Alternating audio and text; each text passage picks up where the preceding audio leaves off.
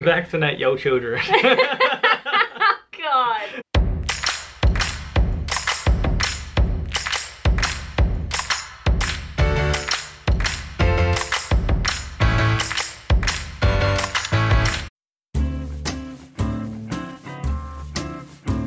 I can't wait to hear what you have to say about this one. Co-sleeping.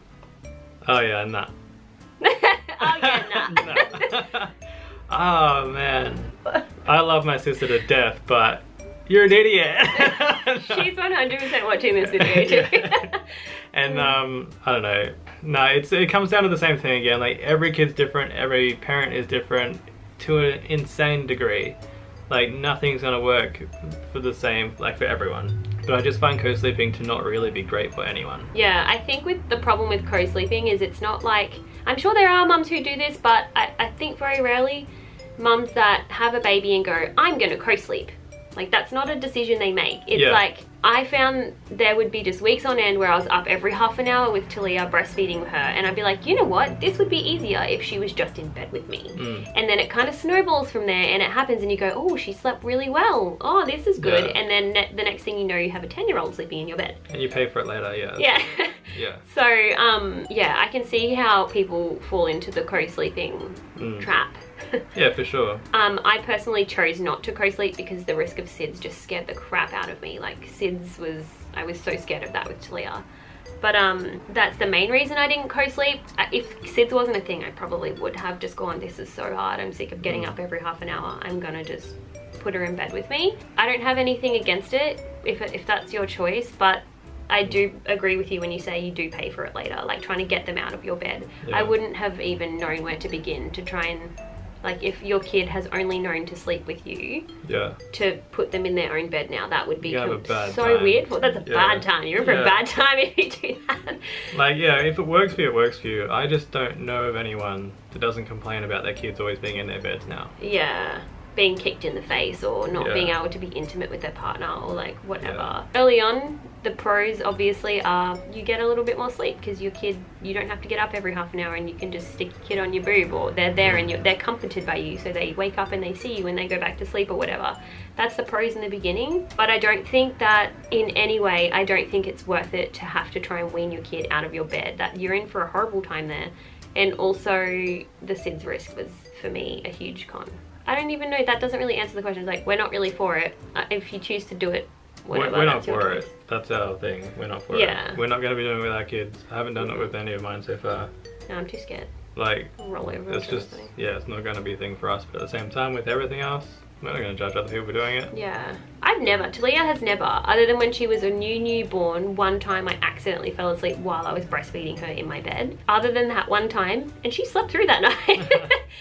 I've never had her in my bed. I think if I put her in my bed now, she'd be like, can you put me to bed, please? She would never go to sleep. Like, she wouldn't go to sleep. She'd be like, she'd take herself to her own bed. Homeschooling versus public schooling versus private schooling. Oh, you want me to go? Okay. I'm so interested. I love it. I'm not actually recording. I just want to hear your opinions on these topics.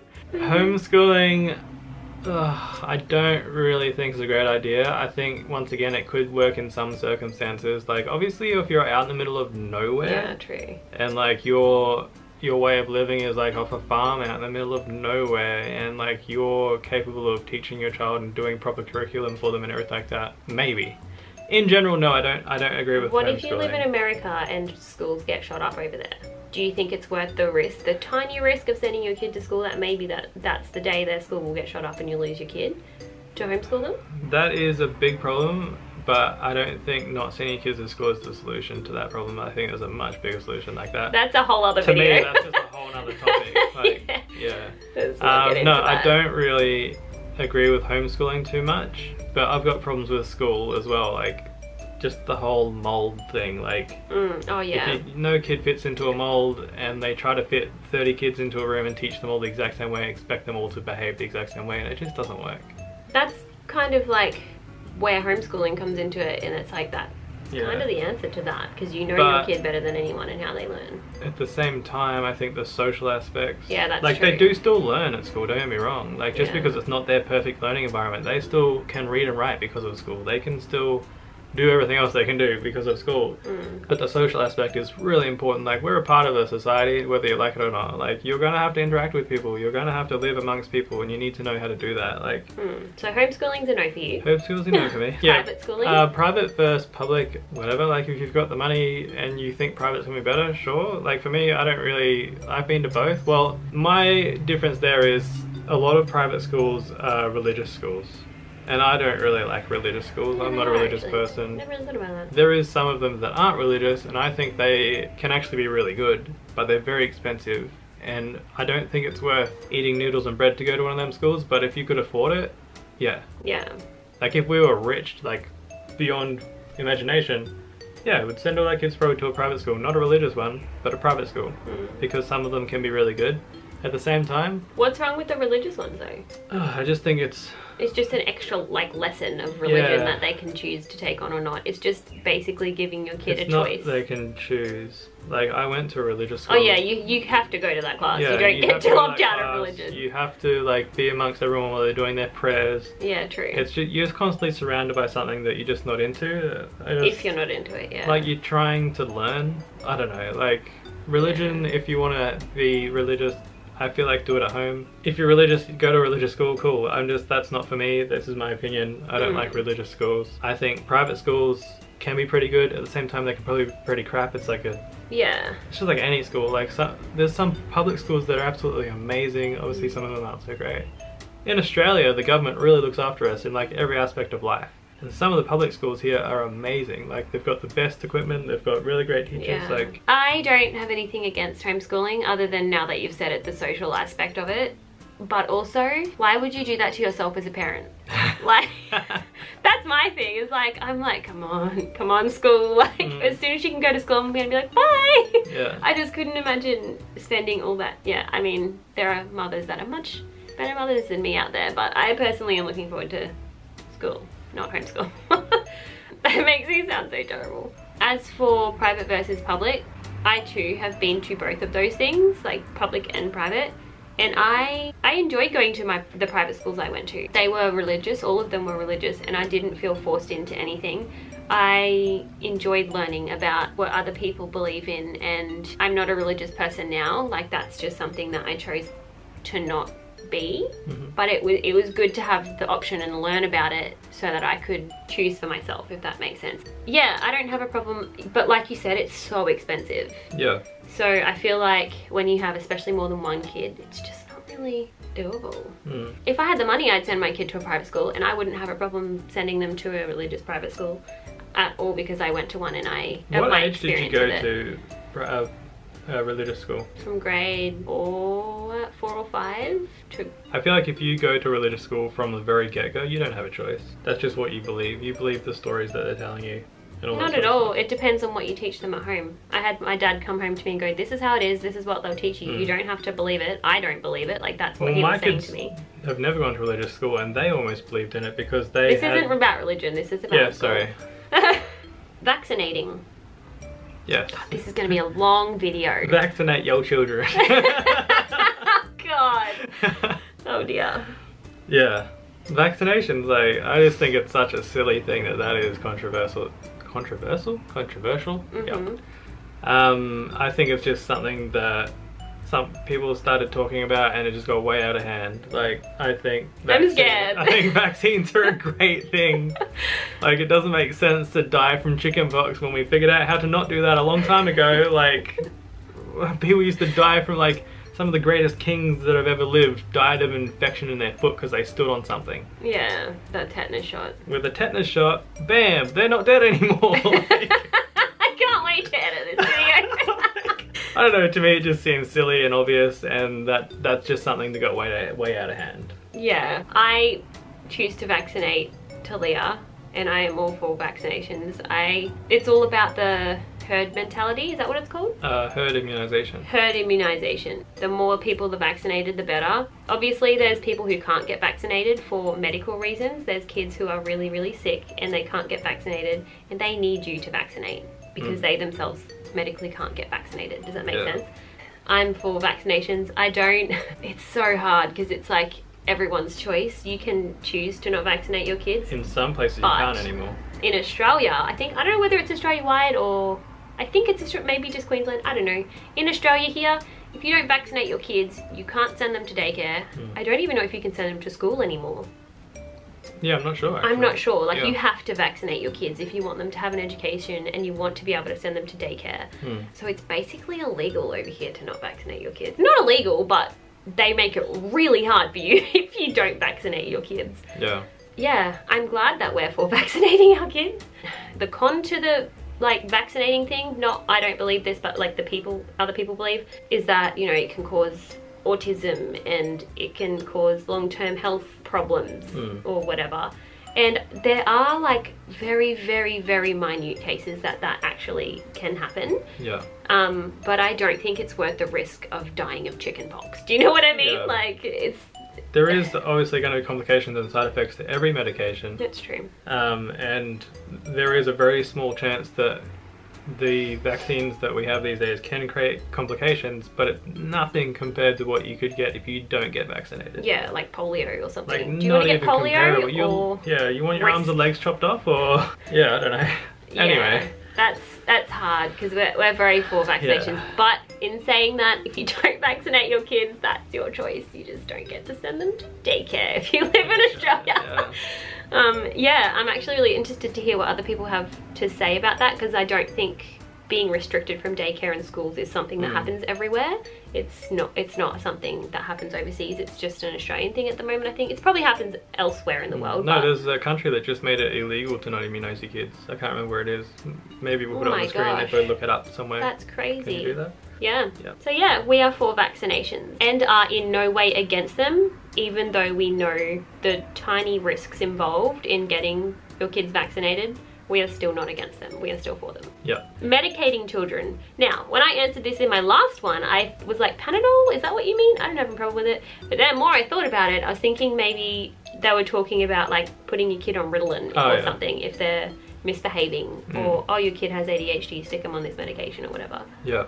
Without going into detail, I have been faced with this decision actually. And this actually links back to the whole schooling thing.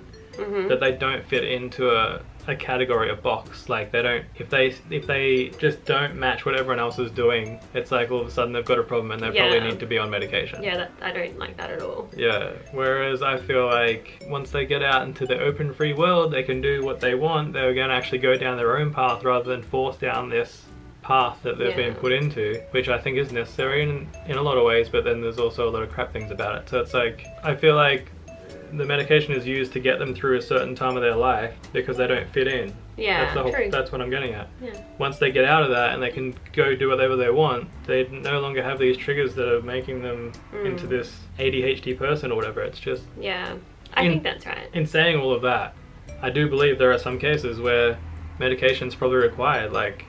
Yeah, there are. I've heard of some crazy things that kids do, and that's the exception. I feel like that's like, okay, that kid actually needs to be on medication, not because they're just not fitting into what the schooling system wants, or they're acting a little differently or whatever.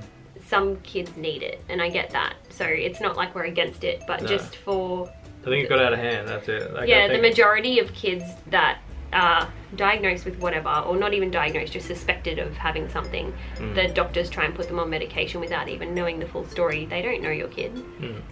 Same with my dad. The doctors told my dad I need to be on medication. No, I needed ADHD. I had ADHD and I needed Ritalin or whatever, and dad was just like, no. And I haven't had any issues, like... Yeah. I'm kidding. Cloth versus disposable nappies. I'd never been exposed to cloth nappies before I met you. Yeah. Didn't know, like, if I thought about cloth nappies, if ever anyone, like, I thought it was just like an old thing that just went out. I've never had anything against it, just didn't know about it. I thought it was just like them towel things that you put a safety pin in. Yeah. And then your kids just basically wear in towel. I'm like, I still don't have anything against it, but that's kind of gross. Yeah, that's what the main thing that I get from people is like, ew, you have that in your house. I'm like, you also have... It's not like that. It's the same thing. It actually goes in the toilet instead of in the bin. Yeah. So if anything, it's less gross. Like, I get the fact of like having to put it in the toilet and wash it off can gross some people out. I'm not easily grossed out when it comes to that stuff, so I don't have a problem with putting it in the toilet and washing it off and putting it in a bag, and it sits there for maybe 2 or 3 days and then it gets washed, but it's rinsed first, and it's like, it's not as gross as some people think if you have a weak stomach. It's really not bad at all. Like, I know that you do it and I don't, but like, I've offered to do it, and I'm pretty sure I have done it. I just did it wrong because you won't teach me. Yeah. No, I don't have it. Like, now that I've seen actually what they are these days, like the cloth nappies, they're pretty awesome. Like, they have cool patterns and stuff on them, and they got the inserts, and like, yeah, they're actually pretty cool. Well, there's heaps of different types of them. Okay. I chose pocket nappies, which is where you put them. Oh, okay. There's well, heaps of whatever we different, do, I think is cool. There are people that do the old school ones, and I wanted to try that. I still have those. I bought them. I just preferred the pocket nappy. There's so many different ones you can choose, and it's not it's not as gross as people think. It's with disposables though, the reason I chose to do cloth nappy is it costs a lot less. It's like one sum, you buy the nappies and you don't have to buy them again, and also so much better for the environment. There is like billions and billions and billions and billions of nappies that go into the landfill each like day, basically. When you think about how many kids there are in the world and how many nappies they go through in a day, that's a lot of nappies. Like, and how we're all going to die of global warming soon. Anyway. Conspiracy theories, global warming. It's not a conspiracy theory. The conspiracy theory is that global warming is a lie. That's the conspiracy theory. We keep like trailing off and talking about religion. Well, it's all got to do with all these things. Like, we narrow it down to these little decisions. This can be like, we should do sit-down videos of this and be like, okay, now we're going to talk about religion. Yeah, well, yeah. I could go on forever. Yeah. Anyway, wait, what are we talking about? I don't have anything. Cloth nappies. I don't have anything against cloth nappies. I think if you can do them, it's great, because of obviously, like, the disposable nappies create so much waste, and they're really expensive. But I also get that some people don't have time for it. Yeah, but they're actually really easy, so... It's just like a load of laundry, basically. Well, I was talking about disposables are really easy. You just chuck them in the bin and wipe your kid's butt and put another one on, you're done. So I can get that some people need to do that or whatever. I'm guilty now of Talia's starting to get to the age where she'll tell me when she needs to poo. I'm guilty of her being like, poo poo, and I'm like, I'm gonna put you in a disposable. So I'm not, I do have disposables. We use disposables at night time, so we use one a day generally. I think whatever works for you. It is much easier to do. My answer is whatever works for you. Yeah. If you can do the cloth nappies, that's great. Better for the environment, but whatever works for you. Well, I'm a stay-at-home mum. That's my, I have time to do that. That's part of my job. Like, I could see if you worked like full-time, it's not going to be as viable to do for you, because the washing, you have to wash and hang it out in the sun. And would the daycare even do cloth nappies? I guess they would just put it in a bag for you or something. I'm not sure. I don't know. Yeah. I think I did look into that when I was considering cloth nappies, but I don't know. I don't have anything against either. If you want to use disposables because it's easiest and you work and you couldn't be bothered doing laundry, that's your choice. But I choose, for the environmental impact and the money, to use cloth. I have time to do the laundry. It's literally, that's what it is. You chuck it in the washing machine and you wash it like laundry, and then you hang it out. It's not like it takes hours out of your day to do cloth nappying, and it's not as gross as you think it is, because that's what I get from a lot of people. Ew, you cloth nappy? It's like, ew, you put like disposable nappies in the landfill and you kill our earth? Like, Bam! Anyway, this is a really, really long video, and we kind of trailed off a lot throughout it. So if it doesn't make sense because I've like cut halfway through a sentence and moved on, that's why. But anyway, let us know what you think of this video in the comments down below. I understand it's super controversial and not everyone's going to have the same opinions and views as us, and that's completely fine. If you like this video, give it a thumbs up. I'm interested to hear what you guys have, like which part of this video stuck out to you the most that you're interested in, or you were against or for, or whatever. Let me know in the comments down below. Give this video a thumbs up if you liked it, and subscribe below if you want to follow our journey. And we'll see you in the next one. Bye.